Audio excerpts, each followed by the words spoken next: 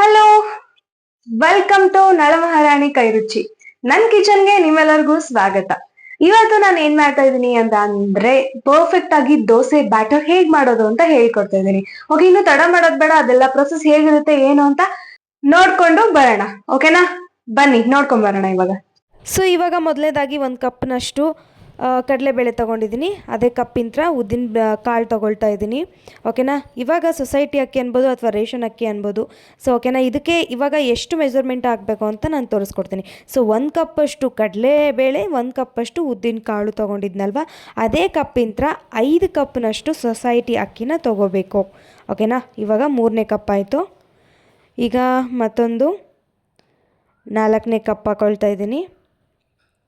ಓಕೆನಾ, so total ಆಗಿ ನಮಗೆ 5 ಕಪ್ಪು. ಓಕೆನಾ, ಸೊ ಇವಾಗ ಇದನ್ನು ನೀಟಾಗಿ ವಾಶ್ ಮಾಡಿಕೊಂಡು ನಾನು ಇದನ್ನು ನೆನೆ ಇಡ್ತಾ ಇದ್ದೀನಿ. ಎಷ್ಟು ಅವರ್ ನೆನೆ ಇಡ್ತಿದ್ದೀನಿ ಅಂದರೆ 7 ಅವರ್ ನೆನೆ ಇಡ್ತಿದ್ದೀನಿ ಅಂತ.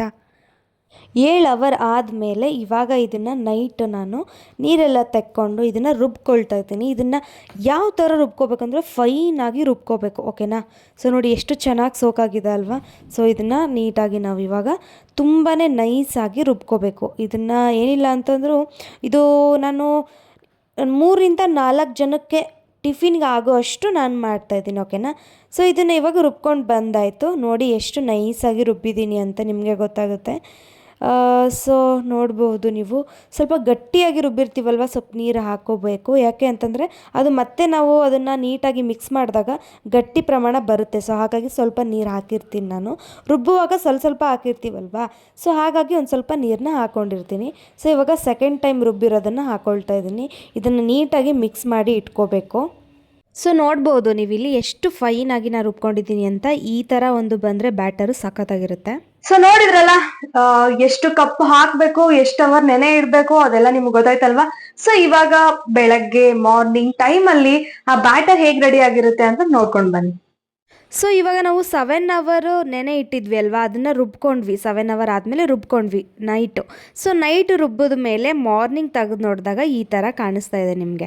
ಸೊ ಇದ್ರ ಮೇಲ್ಗಡೆ ಇವಾಗ 1 ಸ್ಪೂನಷ್ಟು ನಾನು ಉಪ್ಪು ಹಾಕ್ಕೊಳ್ತಾ ಇದ್ದೀನಿ, ಸ್ವಲ್ಪ ನೀರು ಹಾಕ್ಕೊಳ್ತಾ ಇದ್ದೀನಿ. ನೋಡಿದ್ರೆ ಗಟ್ಟಿ ಬಂದಿದೆ ಅದು, ಆಯಿತಾ. ಸೊ ಹಾಗಾಗಿ ಸ್ವಲ್ಪ ನೀರು ಹಾಕ್ಕೊಂಡು ಇವಾಗ ಅದನ್ನು ಮಿಕ್ಸ್ ಮಾಡ್ಕೋತೀನಿ ನೀಟಾಗಿ. ಸೊ ನೋಡಿ ಇವಾಗ ಯಾವ ಥರ ಬಂತು ಅಂತ ಬ್ಯಾಟರ್, ಸಕ್ಕತ್ತಾಗಿ ಬಂತು ಅಲ್ವಾ. ಸೊ ಇವಾಗ ಬ್ಯಾಟರ್ ರೆಡಿ ಆಗಿದೆ, ಅದನ್ನ ಪ್ರಿಪರೇಷನ್ ಅಲ್ಲಿ ಎಲ್ಲ ಕಂಪ್ಲೀಟ್ ಆಗಿದೆ. ಇವಾಗ ನಾವು ದೋಸೆ ಹಾಕೋಬೇಕು. ಬನ್ನಿ ದೋಸೆ ಹಾಕೋಣ. ಓಕೆ, ಸೊ ಇವಾಗ ನಾನು ದೋಸೆ ಹಾಕ್ತಾ ಇದ್ದೀನಿ. ಯಾರಿಗೆಲ್ಲ ಇಷ್ಟ ಹೇಳಿ ದೋಸೆ ಹಾಕೋದು? ಮನೆಯಲ್ಲಿ ಯಾರೇ ಚಿಕ್ಕ ಮಕ್ಕಳಾಗಲಿ ದೊಡ್ಡವರಾಗಲಿ ದೋಸೆ ಹಾಕ್ತಿದ್ದಾರೆ ಅಂದ ತಕ್ಷಣ ನಾನು ಹಾಕ್ತೀನಿ ಅಂತ ಬಂದುಬಿಡ್ತಾರೆ. ನಿಮ್ಮ ಮನೇಲೂ ಹಾಗೇನಾ ಅಂತ ಕಮೆಂಟ್ ಬಾಕ್ಸಲ್ಲಿ ತಿಳಿಸಿ ನನಗೆ. ಎಷ್ಟು ಖುಷಿ ಆಗುತ್ತೆ ಅಲ್ವಾ ದೋಸೆ ಹಾಕೋದು. ಅದು ಏನೋ ಗೊತ್ತಿಲ್ಲ, ಬಟ್ ಎಲ್ಲರಿಗೂ ಅದೊಂಥರ ದೋಸೆ ಹಾಕೋದು ಖುಷಿ. ಏನಂತೀರಾ? ಸೊ ನೋಡಿ ಇವಾಗ ನಾನು ಹಾಕಿದ್ದೀನಿ ದೋಸೆನ, ಎಷ್ಟು ಪರ್ಫೆಕ್ಟಾಗಿ ಬರುತ್ತೆ ಅಂತ ನೀವೇ ನೋಡಿ. ಹಾಗೆ ಅದು ಕಲರ್ ಹೇಗಿರುತ್ತೆ ಅಂದರೆ ಫಿನಿಶಿಂಗ್ ಕಲರು ಸಖತ್ತಾಗಿರುತ್ತೆ. ರೋಸ್ಟೆಡ್ ಆಗಿದೆ ಅನ್ನೋ ಥರ ಇರುತ್ತೆ, ಬಟ್ ರೋಸ್ಟ್ ಆಗಿರಲ್ಲ. ಅದು ರೋಸ್ಟ್ ಥರ ಕಾಣಿಸ್ತಿರುತ್ತೆ. ಹಾಗೆ ಅಷ್ಟೇ ಮೃದುವಾಗಿ, ಅಷ್ಟೇ ಸಾಫ್ಟಾಗಿ ನಮಗೆ ಸಿಗುತ್ತೆ. ಅದು ನೀವು ನೋಡ್ಕೊಂಡು ಬನ್ನಿ.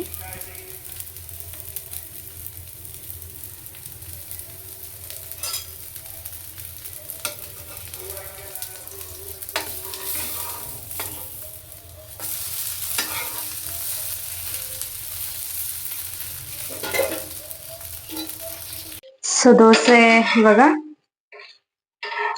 ತಿರುಗಿಟ್ಟು ಹಾಕೋಣ. ನೋಡಿ ಹೇಗ್ ಬಂದಿದೆ ಕಲರ್, ನೋಡಿ ಹೇಗಿದೆ, ಸಕ್ಕತ್ತಾಗಿದೆ ಅಲ್ವಾ. ಸೊ ಇಷ್ಟೇ ಗೈಸ್. ಸೊ ಇವಾಗ ಇದು ರೆಡಿ ಆಗಿದೆ,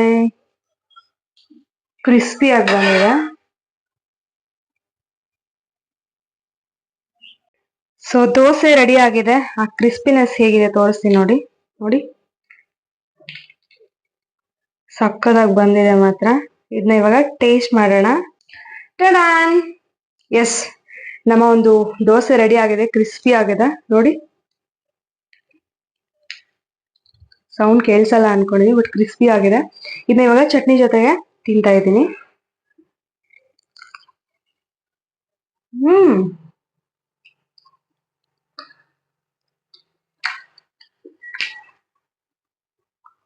ಸೂಪರ್ ಆಗಿದೆ.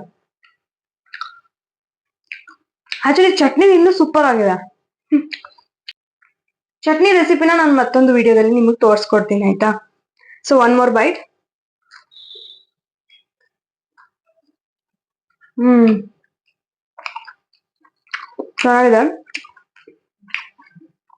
ದೋಸೆ ಸ್ವಲ್ಪ ಕ್ರಿಸ್ಪಿ ಆಗಿದೆ, ಸ್ವಲ್ಪ ಆ ಪಫಿ ಆಗಿನೂ ಇದೆ. ಅಷ್ಟ್ ಚೆನ್ನಾಗ್ ಬಂದಿದೆ, ಪರ್ಫೆಕ್ಟ್ ಬ್ಯಾಟರ್ ಆಗಿದೆ. ಸೊ ನೋಡಿದ್ರಲ್ಲ ನಾನ್ ಮಾಡಿರೋಂತ ಪರ್ಫೆಕ್ಟ್ ಬ್ಯಾಟರ್ ದೋಸೆ ಹಿಟ್ಟು ಹೇಗ್ ಪರ್ಫೆಕ್ಟ್ ಆಗಿ ಆ ಹಿಟ್ನ ಮಾಡ್ಬೇಕು ಅನ್ನೋದನ್ನ ನಿಮ್ಗೆ ತೋರ್ಸ್ಕೊಟ್ಟಿದೀನಿ. ತುಂಬಾ ಚೆನ್ನಾಗ್ ಬಂದಿದೆ. ಸೊ ಇನ್ನು ಯಾರೆಲ್ಲ ಮನೇಲಿ ಟ್ರೈ ಮಾಡಿಲ್ವೋ ದಯವಿಟ್ಟು ಟ್ರೈ ಮಾಡಿ ಅಂತ ಹೇಳಕ್ ಇಷ್ಟಪಡ್ತೀನಿ. ಹಾಗೆ ಕಮೆಂಟ್ ಬಾಕ್ಸ್ ಅಲ್ಲಿ ಕಮೆಂಟ್ ಮಾಡಿ ಪರ್ಫೆಕ್ಟ್ ಬ್ಯಾಟರ್ ಹೇಗಿತ್ತು, ನೀವು ಕೂಡ ಹೇಗ್ ಮಾಡಿದ್ರಿ, ಇದೇ ತರ ಬಂತ ಅನ್ನೋದನ್ನ ಕಮೆಂಟ್ ಬಾಕ್ಸ್ ಅಲ್ಲಿ ಕಮೆಂಟ್ ಮಾಡಿ. ಓಕೆ, ಮತ್ತೊಂದು ಹೊಸ ಅಡುಗೆ ಜೊತೆ ಹೊಸ ಒಂದು ರೆಸಿಪಿ ಜೊತೆ ಸಿಗ್ತೀನಿ. ಅಲ್ಲಿವರೆಗೂ ಬಾಯ್.